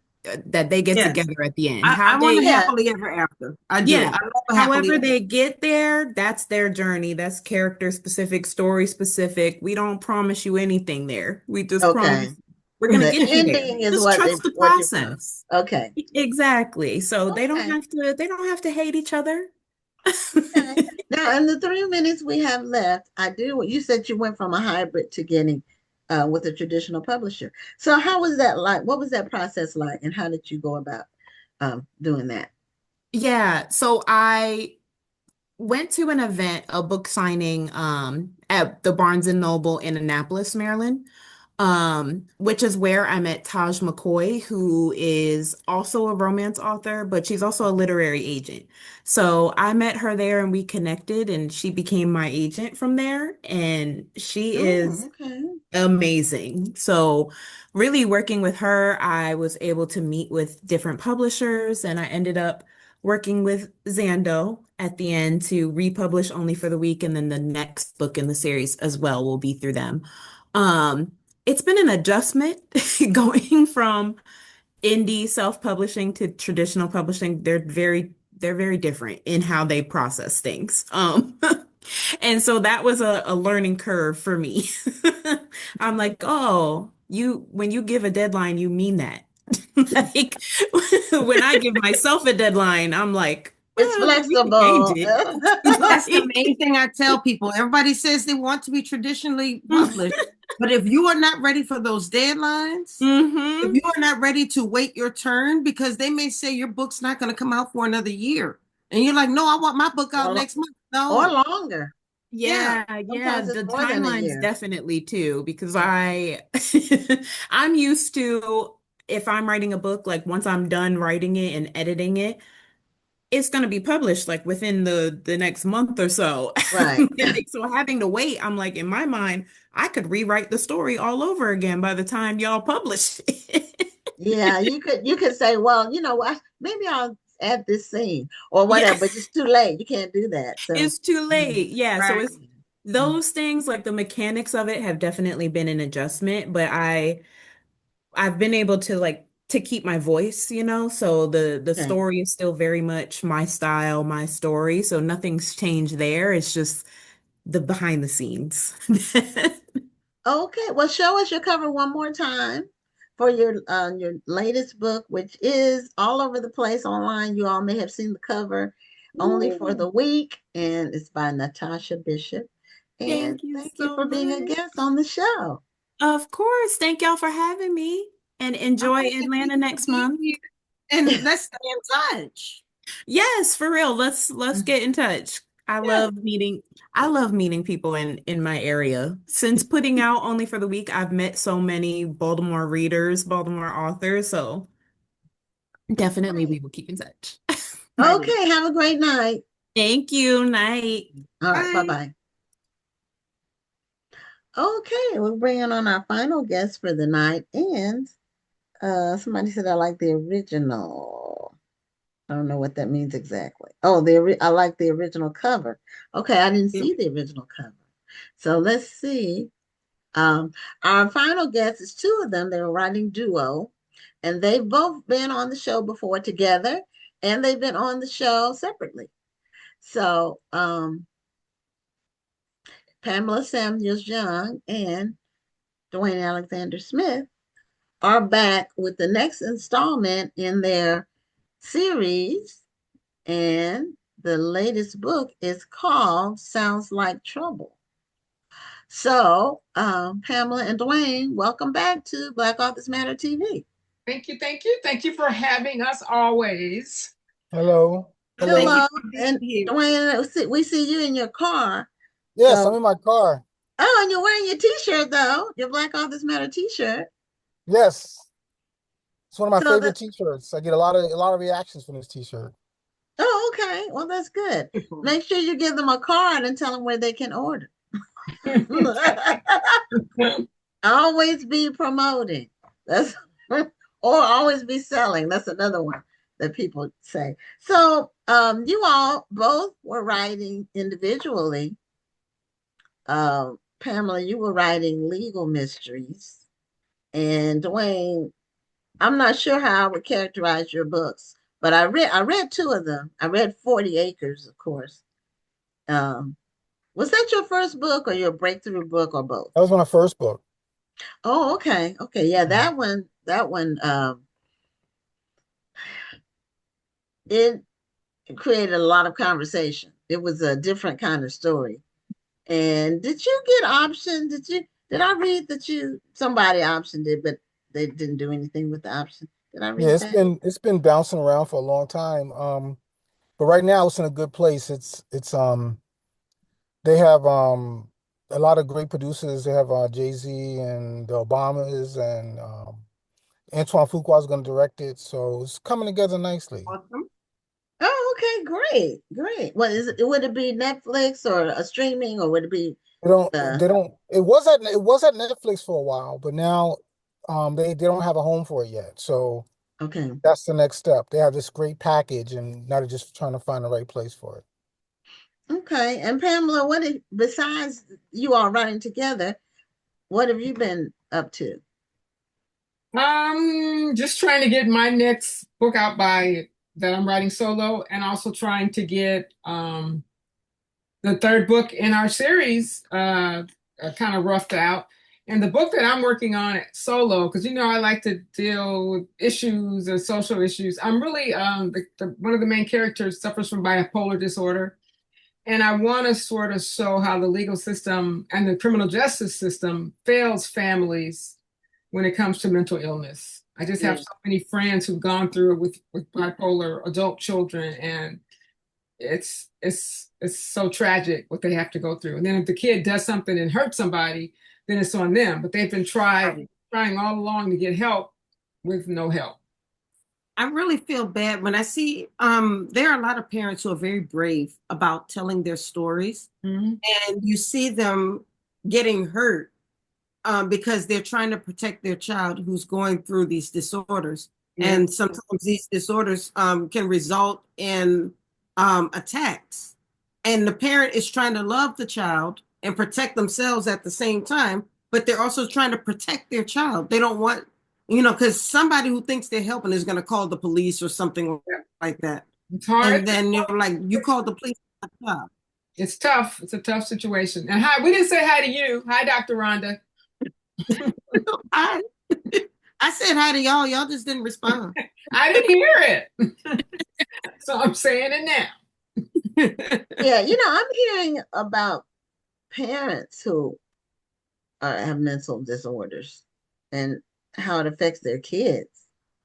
I'm hearing about that from people who've been on the show and that have written about it, or just people that I meet that talk about some of the things that they dealt with parents who were either schizophrenic or bipolar or even dealing with what you get in the end of life, dealing with the parent with dementia, and it's well, that's later on though. That's in life. That's normally toward end of life, not when you're growing up as a kid. Yeah, these are happening when they were growing up as kids, dealing with parents that were psychotic in some way. So it's a real issue, and seems like every time there's some sort of effort to address it, money gets spent, but it never gets addressed or solved. Somebody got paid, and it's not the people who need the help. Yeah, it's a never get it. Never get it. So I have one more question before we talk about the book. Pamela, are you practicing law still, or you? No. No. I have not practiced law since 2016. Okay. Even though friends call me and try to get me roped into things, and every time I write a letter for somebody or do something, I regret it. So now I'm just like, no, here's a number for you to call. Stay out of trouble. No.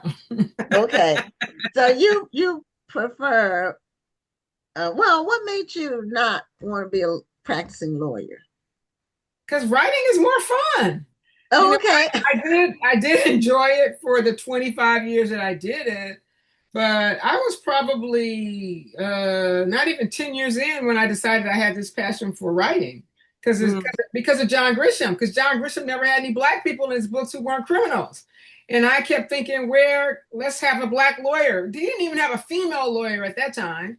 And one morning I decided to take one of my cases and pen a novel, and I knew immediately this is what I should be doing. And I thought I was going to just write a book.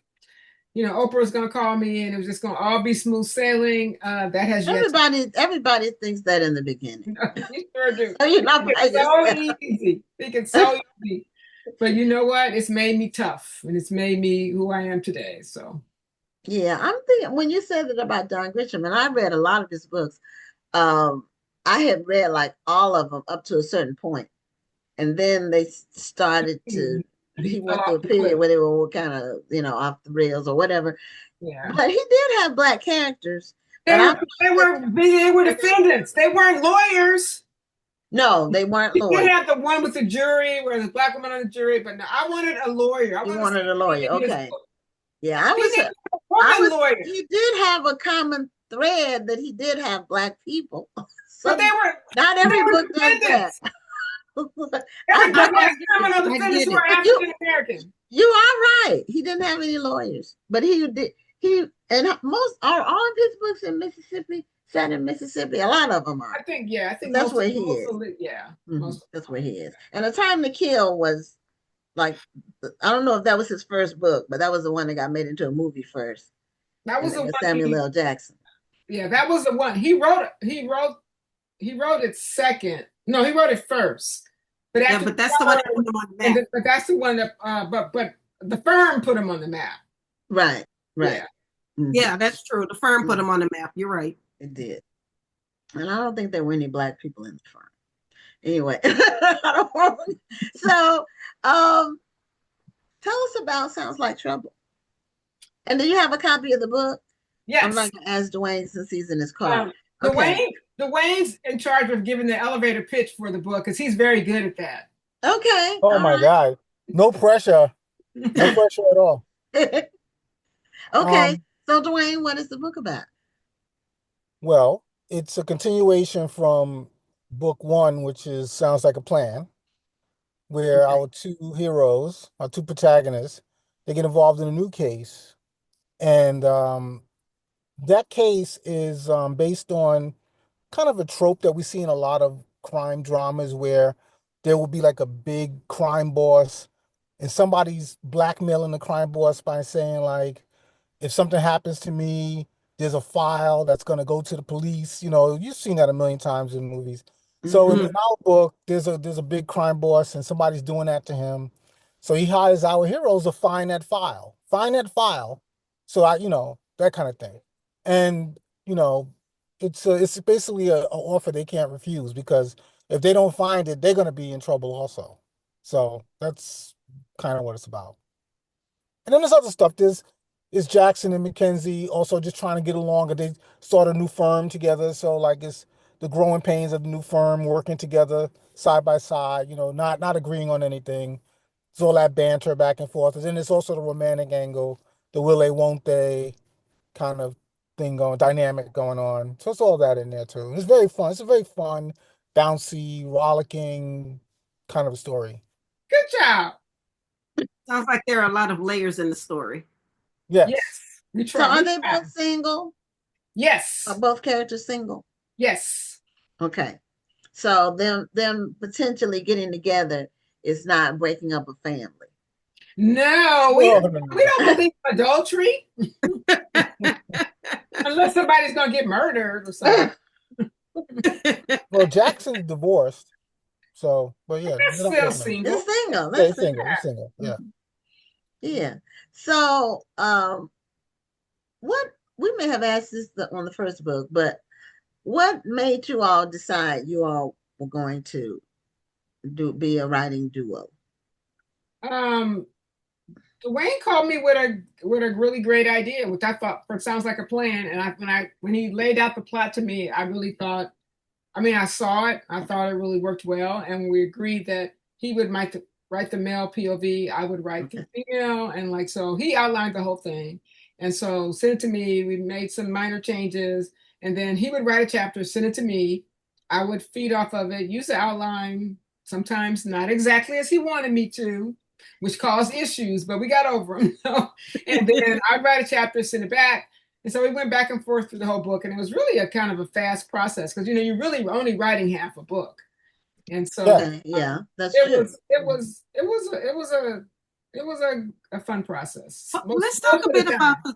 the challenges because when you're writing a co-writing a book, so to speak, you have one style of writing. Dwayne may have another style of writing. And yes, he's doing his part, you're doing your part. But have there ever been times where you might have seen his part, or he might have seen your part and say, can we fix this part, or can we talk a bit about this scene, or how did that process go? There was some of that, but our writing styles are pretty similar. So in terms of the writing, there wasn't an issue, but in terms of sometimes the story, because there were like things he insisted on that would drive me crazy. There's this one scene where the woman she's never going to appear again, and I didn't really realize that because I would have argued harder. He wants her to have on a blazer because she's in a park to be professional. I'm thinking she should have on a jogging suit. I mean, see how minor that is. But it was just like I just finally gave up. It just didn't make sense. But because I'm the fashionista in this relationship, but Okay. sometimes you just have to like throw Believe it me, out. I had a very valid reason for wanting her But to be in a blazer. but it doesn't. But it didn't apply with real life because the people dress down now, whether they're professional or not. But nobody goes to a park wearing a blazer. And the person never appeared again. That's what made it even worse because you don't even think about that. But I don't think it would have changed. In my opinion, it wouldn't have changed anything about the scene for her to be in a jogging suit. But let's not let's not dwell on the past. Well, she was in the park with the Yes, blazer on. So that yes. means when she sits down on the park bench, she's going to be worried about getting her Pam, blazer dirty. Pam is not Yeah. representing the scene correctly. She's not. She wasn't in the park for a recreational purpose. She was there representing a very a very important businessman. She's a representative of someone else who's very important, and she's there to meet someone. She's not there to go jogging or to recreate in And the she's park. approaching this She's there person. on business. And to That's why me, she should be in a blazer. But anyway, no, whatever. no. I didn't mean, look, I didn't mean to dig up some old feelings about this now. Wounds? These You didn't mean to wounds, put salt in old wounds. these wounds are so deep. Anyway, Now, I want to know how do you maintain the same tone so people don't think it's two different people? Well, even though they know it's two people writing the book, but how do you make it not read like it's two separate Right. thought patterns? again, our writing style's the same, and two, he's writing his Jackson's voice. I'm writing Mackenzie, so that gives us some separation right there. I mean, I think we both know our characters really well. I think we both know our characters really well. I don't think that was ever a worry, at least not for me. It wasn't. But also we were working from a very detailed outline. It wasn't like everything was figured out, like chapter by in chapter. advance. Yeah, so all of the tone was kind of foundationally laid out in the whole outline. So the chapter outlines kind of captured the tone of the entire book. And I'm currently, because he did the first two book outlines, and I'm working on the third one, and I am not a very detailed outline person. I mean, I want to tell you the gist of what's happening, and then I want your imagination to go for the rest of it. So I'm sure he'll be balking when he gets my final outline. So well, you know, Pamela, that's funny that you should say that, because what I remember about the course that you taught when you came to Kush City, this was years ago, maybe, I don't know how many years ago, maybe 20 now, close to 20. And you did the presentation about book writing. The thing that I remember you talking about was the outline of the book. Each chapter, you had an outline for how each chapter would go. And at that point, I hadn't written any books. And so I don't write like that. So, but I did take what you said to heart. I don't, when I write, if I'm writing fiction or nonfiction, I don't do an outline. Nonfiction, the outline is the chapter subjects. Like that's as far as I go for an outline for nonfiction. When I write fiction, I know how it's going to start. I know a couple of arcs. I may not know how it's going to end, but I kind of just write the story. I don't have the outline per se, but I like to at least plan my story. And in other words, I don't do an outline because I may not stick to it, because sometimes my story starts to write itself. But I want to make sure I'm not going too far off the deep end. So I at least want to know what the action is going to be. What are the main scenes? I do some type of planning, and that's usually what I tell my clients too. You don't have to write a really strict outline, but at least have a plan. Even if you did the little bubble method like we used to do in school, where you had the subject and you circled it, and then you had the little lines that jutted out with sub-subjects, something that's going to keep you focused, because it's easy to go off the deep end sometimes, especially if you're not used to writing and this is your first time. And for me, I do like to outline it from beginning to end. And the reason why I do that, because that first book I wrote, it took me 3 years to write. I just sat down trying to write, didn't know what I was doing. And I found that when I had more structure. But my structure is Fernetta walks into the man walks into the hotel, meets his lover, and he's murdered. And so where Dwayne would have said the man walked into the office, he had on a suit, he was there was blood on the wall. I mean, he is more he is more detailed. I like, that's the fun part for me, is to just take that 2-line notion and then just, so he may have some trouble with my outline. We'll see. We'll let you know. Well, the thing is, like, for me, like, the way I work is that I'm actually doing the writing in the outline. I'm not doing the writing in the writing of the book. I'm actually doing the writing in the Oh, outline. okay. I'm figuring out Okay. everything in the outline, right? Mm-hmm. Everything. Like Okay. there's no like when I sit down to write out the prose and stuff, I'm not thinking about the plot or anything anymore. I'm just literally because it's all figured out. The dialogue is figured out, everything, what the Yeah. location looks like, everything. So Okay. yeah, that's So just how I Okay. yeah, yeah. and I'm the other way. So we'll see how Mhm. it works well for with his outline, his detailed outline. You know, even though there are times when I change things, but so I'm hoping he'll adjust to mine, just go with the flow. Yeah, I'm yours is guessing more that an like a outline works skeleton, really well. Pamela. Huh? No, Pamela is more like a go ahead. skeleton.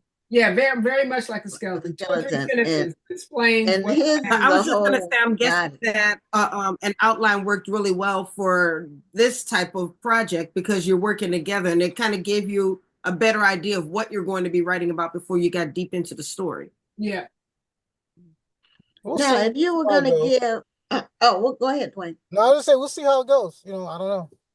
Okay. Now, if you were gonna give advice to two authors who were considering about collaborating, uh, what would your advice, each of you, like one piece of advice from you, Dwayne, first, and then Pamela? Choose your battles. Like can't fight over everything, right? Okay. So most things don't fall in love with all your ideas because it's not just you making the decisions. So I mean, there might be some things you might want to go to war about, but you really got to pick your battles because if you don't, you're just gonna be fighting all the time. That's such a Um, good answer. I'm so proud of you. I agree with that. Also, definitely have an outline. Dwayne is very good with action and car chases and just adding stuff like that. I think I'm better with sex scenes, that kind of thing. And so I would say rely on your strengths because the outlines that's I'm good. going to give him, I know the first thing he's going to say is, "Where's the action?" So my outline says this chapter, Dwayne, add some action. Dwayne, add a car chase here. No, anyway. That's fine because I don't like writing sex scenes anyway. So I don't like writing any of that stuff. I love writing sex scenes. So Well, now that this is the second book, and it just recently came out, Mm-hmm.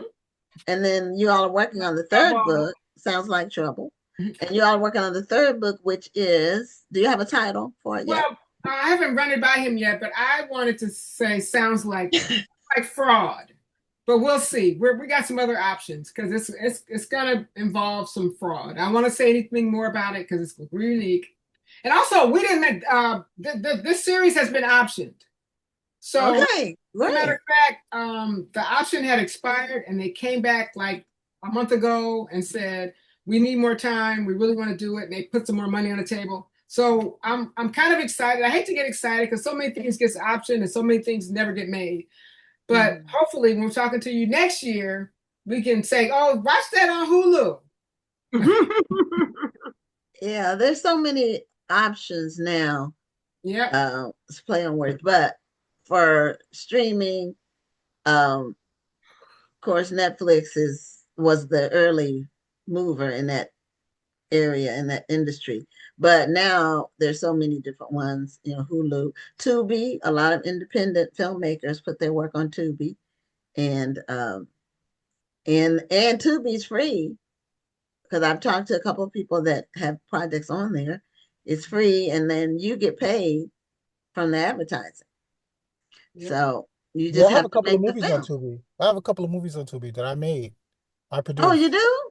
Oh yeah, yeah. What are the titles? One's I called. watched Tubi. Oh, you do. Yeah. One's called Pay the Lady, and Pay Pay one's the the called lady. lady. Pay the Lady, and Pay one's the called lady. You Picked the Wrong One. You pick Okay. one. You picked the wrong one. Yeah. All right, You pick the. I'm gonna watch the Tubi Okay. and Pay the lady, and you pick. Yeah. Mm-hmm. You picked the wrong one. Yeah. On Tubi. Mm-hmm. Tubi has some like really, really good old movies too. If you like some of the black and white classic movies, or Yeah, yeah. not necessarily classic, but the older movies. The thing about them is that it was all acting. There was no special effects, so the acting and the writing was um, tended to be very strong because that's what they had to rely on. They didn't have any special effects. The closest thing to a special effect is like a sound effect, like a car passing by or something like that, a dog barking, something like that. But they relied on the acting, and um, so now films are much more special effects forward. Is what I would like to call it. My movies can't afford any special effects. Although the last movie I did, you picked the wrong one. There's 3 shots in it that were done with AI. You won't be able to tell what they are, but they were completely done with AI. Yeah, Okay, so you won't be able to describe tell, huh? well, but just describe what they did. Can Well, you? what describe the shots? One is like Mhm. 2 of them are like establishing shots of like, so like if the villain lives in a mansion, instead of actually going out and shooting a mansion, I just had AI create a mansion. Okay, So there's a okay, shot of a mansion, you keep pushing in on the mansion. That is a game changer. You Yeah, know, it saves a lot of time instead of taking the that's crew out, mhm, and then we needed a shot of a gun being shot out of somebody's hand and flying through the air. So the gun, when it's flying through the air, is AI. But you can't tell. Like okay, nobody can tell that it's. And then there's a sign. There's a funny scene where there's this black guy who owns he's like a crime boss, and this white cop comes to talk to him, and the black guy has a pool, a nice pool at his house, and the cop wants to swim in the pool, and the crime boss says no whites allowed, and then he points to a sign on his patio that says no whites allowed, and the sign is AI. It's totally okay. AI, but you can't tell it. Yeah, Well, yeah, it's a game changer. it is. It Hmm. really is. Hmm. Yeah, and then it'll some ways it'll be good, and some ways it may not be so good, and we won't really know until we just have to keep living and watching it and seeing it. And like I tell people, because I love the Terminator and the original Terminator, the guy says that the machines take over in 2029. And Terminator came out in the 80s. I think it was the early 80s, the first one. this is Uh, why I'm very nice to my chat GPT, because you can be like, remember how rude you were to me, and you just say thank you and please. I want my chat GPT to know that we buddies. So you come alive, we still cool. yeah, it's gonna be interesting to see it unfold. That's for sure. Just how the whole thing happens. But it's good to know that those little things that used to be just well, they used to do digital, like digital crowd, like a crowd would be digital. So that was like a precursor to AI. So anyway, thank you too for being back on the show. Congratulations on You. your Thanks second for having us. installment and being optioned and re-optioned or whatever you call that process. And yeah, I hope when you all come back next year that you'll be able to tell us when the movie's going to be on, when it's going to So, be live Thanks for us. streaming or in theaters, either one. I'm excited for you. Congratulations. thank you. Thank you. Okay, you all have a great evening. All Thank right, you you. too. Bye. Bye bye. Okay, so we are at the end of our show, and I just wanted to let people know that in 2 weeks from now, we'll be celebrating our 5th anniversary of this show, Black Authors Matter TV, and we're going to be doing bringing back some special guests from year one, and just having a celebration. It's a major thing. We have had the show for 5 years, and it's been a quick 5 years, and it's been no pain involved. Some things can be painful. There's no pain. There's no trauma. There is no trauma in this relationship. So anyway, we're out of here for tonight. We'll see you next Tuesday on another episode of Black Authors Matter TV. I'm Gwen Richardson signing off. And I'm Dr. Rhonda Lawson. Have a wonderful evening and a great week.